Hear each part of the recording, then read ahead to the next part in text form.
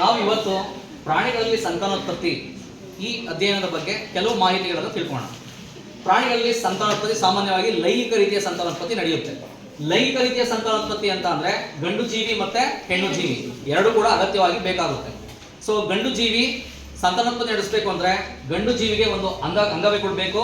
ಅದನ್ನ ಗಂಡು ಸಂತಾನೋತ್ಪತ್ತಿ ಅಂಗಗಳು ಅಂತ ಹೇಳ್ತೀವಿ. ಗಂಡು ಸಂತಾನೋತ್ಪತ್ತಿ ಅಂಗದ ಚಿತ್ರ ಇಲ್ಲಿ ಕಾಣ್ತಾ ಇದೆ, ಒಂದ್ಸರಿ ಗಮನಿಸಿ.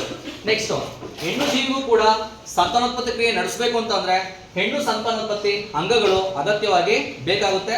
ಹೆಣ್ಣು ಸಂತಾನೋತ್ಪತ್ತಿ ಅಂಗದ ಚಿತ್ರಗಳನ್ನ ನಾನು ಇಲ್ಲಿ ಬರೆದಿದ್ದೀನಿ, ಗಮನಿಸಿದ್ರಾ? ಓಕೆ ಮಕ್ಕಳ, ಇವಾಗ ನಾವು ಯಾವ ರೀತಿ ಸಂತಾನೋತ್ಪತ್ತಿ ಕ್ರಿಯೆ ನಡೆಯುತ್ತೆ ಅನ್ನೋದನ್ನ ವಿವರವಾಗಿ ತಿಳ್ಕೊಳ್ಳೋಣ. ಗಂಡು ಸಂತಾನೋತ್ಪತ್ತಿ ಅಂಗ. ಗಂಡು ಸಂತಾನೋತ್ಪತ್ತಿ ಅಂಗದಲ್ಲಿ ಪ್ರಮುಖವಾಗಿ ಬರ್ತಕ್ಕಂಥ ಭಾಗಗಳು ಎರಡು ವೃಷಣಗಳು ಬರುತ್ತೆ. ಈ ವೃಷಣಗಳು ವೀರ್ಯಾಣುವನ್ನು ಉತ್ಪತ್ತಿ ಮಾಡುತ್ತೆ. ಅದು ಗಂಡು ಲಿಂಗಾಣು. ಏನಂತ ಹೇಳ್ತೀವಿ ಅದಕ್ಕೆ? ಗಂಡು ಲಿಂಗಾಣು. ಈ ವೃಷಣಗಳು ಗಂಡು ಲಿಂಗಾಣುವನ್ನು ಉತ್ಪತ್ತಿ ಮಾಡುತ್ತೆ. ಆ ಗಂಡು ಲಿಂಗಾಣುವನ್ನು ನಾವು ವೀರ್ಯಾಣು ಅಂತ ಹೇಳ್ತೀವಿ. ಅಲ್ಲಿ ಬಿಡುಗಡೆಯಾದಂತಹ ವೀರ್ಯಾಣು ವೀರ್ಯನಾಳದ ಮೂಲಕ, ಮೂತ್ರನಾಳದ ಮೂಲಕ ಗಂಡಿನ ದೇಹದಿಂದ ಏನ್ ಮಾಡುತ್ತೆ? ಆಚೆ ಬರುತ್ತೆ. ಇಲ್ಲಿ ಆಚೆ ಬಂದಂತಹ ವೀರ್ಯಾಣು ಈ ರೀತಿ ಇರುತ್ತೆ. ಲಕ್ಷಾಂತರ ವೀರ್ಯಾಣುಗಳು ಒಂದು ಬಾರಿಗೆ ಉತ್ಪತ್ತಿಯಾಗುತ್ತೆ. ಆ ವೀರ್ಯಾಣುಗಳು ಗಂಡಿನ ದೇಹದಿಂದ ಹೆಣ್ಣಿನ ದೇಹಕ್ಕೆ ಪ್ರವೇಶ ಮಾಡೋದಕ್ಕೆ ಸಹಾಯ ಮಾಡೋ ಭಾಗ ಯಾವುದು ಅಂತ ಅಂದ್ರೆ ಶಿಶ್ನ. ಈ ಶಿಶ್ನವು ವೀರ್ಯಾಣು ಹೆಣ್ಣಿನ ದೇಹದ ಒಳಗೆ ಹೋಗೋದಕ್ಕೆ ಸಹಾಯ ಮಾಡುತ್ತೆ.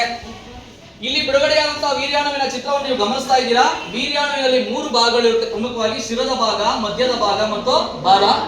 ಶಿರದ ಭಾಗ ತುಂಬಾ ಚೂಪಾಗಿರುತ್ತೆ. ಯಾಕೆಂದ್ರೆ ಅಂಡಾಣುವನ್ನ ಸೇರ್ಬೇಕು ಅಂತಂದ್ರೆ ತುಂಬಾ ಪರಿಣಾಮಕಾರಿಯಾಗಿ ಸಂಯೋಗ ಆಗ್ಬೇಕು ಅಂದ್ರೆ ಚೂಪಾಗಿರೋ ಅವಶ್ಯಕತೆ ಇರುತ್ತೆ. ಈ ವೀರ್ಯಾಣು ವೇಗವಾಗಿ ಚಲಿಸಬೇಕು, ಅದರ ಚಲನೆಗೆ ಸಹಾಯ ಮಾಡತಕ್ಕಂಥ ಭಾಗ ಯಾವುದು? ಬಾಲ. ಈ ವೀರ್ಯಾಣು ಹೆಣ್ಣಿನ ದೇಹವನ್ನ ಯೋನಿಯ ಮೂಲಕ ಪ್ರವೇಶ ಮಾಡುತ್ತೆ.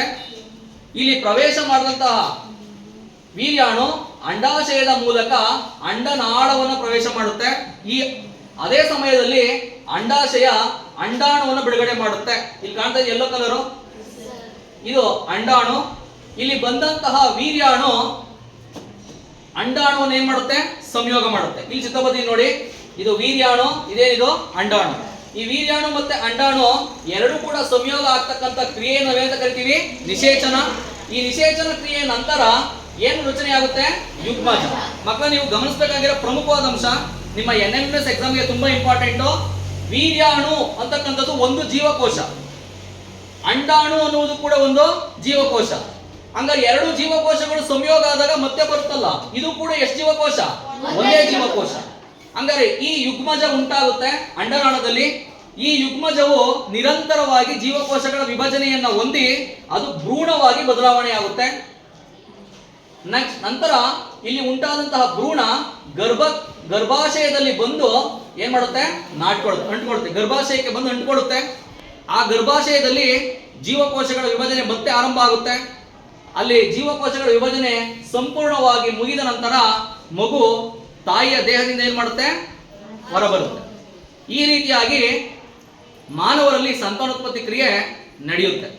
ಇನ್ನೊಂದು ಪ್ರಮುಖವಾದ ಅಂಶ ಏನು ಅಂತ ಅಂದ್ರೆ, ಮತ್ತೆ ಅಲ್ಲಿ ಹೇಳ್ತಾ ಇದ್ದೀನಿ, ವೀರ್ಯಾಣು ಗಂಡಿಂದ ಬರ್ತಕ್ಕಂಥದ್ದು, ಅಂಡಾಣು ಹೆಣ್ಣಿಂದ ಬರ್ತಕ್ಕಂಥದ್ದು. ಅಂದ್ರೆ ಇಲ್ಲಿ ಬರ್ತಕ್ಕಂಥ ಮಗುವಿಗೆ ತಾಯಿಯ ಗುಣನೂ ಬಂದಿರುತ್ತೆ, ತಂದೆಯ ಗುಣಲಕ್ಷಣಗಳು ಕೂಡ ಬಂದಿರುತ್ತೆ. ಹಂಗಾರೆ ಮಗುವಿಗೆ ಕೆಲವು ಗುಣಗಳು ತಂದೆಯಿಂದ ಬಂದಿದ್ರೆ ಕೆಲವು ಗುಣಗಳು ತಾಯಿಯಿಂದ ಬರುತ್ತೆ. ಅಂದ್ರೆ ಅರ್ಥ, ಲೈಂಗಿಕ ಕ್ರಿಯೆಯಲ್ಲಿ ಮಗುವಿಗೆ ಬರ್ತಕ್ಕಂಥ ಮಗುವಿಗೆ ತಂದೆ ಮತ್ತು ತಾಯಿ ಇಬ್ಬರಿಂದನೂ ಕೂಡ ಗುಣಗಳೇನಾಗಿರ್ತವೆ? ವರ್ಗಾವಣೆ ಆಗಿರ್ತವೆ. ಅದನ್ನು ನಾವು ಅನುವಂಶೀಯತೆ ಅಂತ ಹೇಳ್ತೀವಿ. ಏನ್ ಹೇಳ್ತೀವಿ? ಅನುವಂಶೀಯತೆ. ಏನ್ ಹೇಳ್ತೀವಿ ಮಕ್ಕಳ? ಅನುವಂಶೀಯತೆ ಅಂದ್ರೆ ಏನು? ತಂದೆ ಮತ್ತು ತಾಯಿಗಳಿಂದ ಕೆಲವು ಗುಣಗಳು ಯಾರಿಗೆ ವರ್ಗಾವಣೆ ಆಗ್ತವೆ? ಮಕ್ಕಳಿಗೆ. ಯಾಕೆ ವರ್ಗಾವಣೆ ಆಗಬೇಕು? ಆ ಮಗು ಜನನ ಆಗ್ಬೇಕು ಅಂತ ಅಂದ್ರೆ ತಂದೆಯಿಂದ ಗಂಡು ಲಿಂಗಾಣು ಬಂದಿರುತ್ತೆ, ತಾಯಿಯಿಂದ ಹೆಣ್ಣು ಲಿಂಗಾಣು. ಇಬ್ಬರ ಲಿಂಗಾಣುಗಳು ಸೇರ್ಬಿಟ್ಟೆ ಏನಾಗಿರೋದು? ಮಗು ಜನನ ಆಗಿರೋದು. ಹಂಗಾಗಿ ತಂದೆ ತಾಯಿಯ ಗುಣಗಳು ಮಕ್ಕಳಿಗೆ ವರ್ಗಾವಣೆ ಆಗಿರುತ್ತೆ, ಇಬ್ಬರು ಗುಣನೂ ವರ್ಗಾವಣೆ ಆಗಿರುತ್ತೆ. ಹಂಗಾಗಿ ಅದನ್ನೇಂತ ಕರಿತೀವಿ ನಾವು? ಅನುವಂಶೀಯತೆ. ಮಕ್ಕಳ, ಇನ್ನು ಉಳಿದಂತ ವಿಚಾರಗಳನ್ನ ಮುಂದಿನ ತರಗತಿಯಲ್ಲಿ ತಿಳ್ಕೊಳ್ಳೋಣ. Thank you.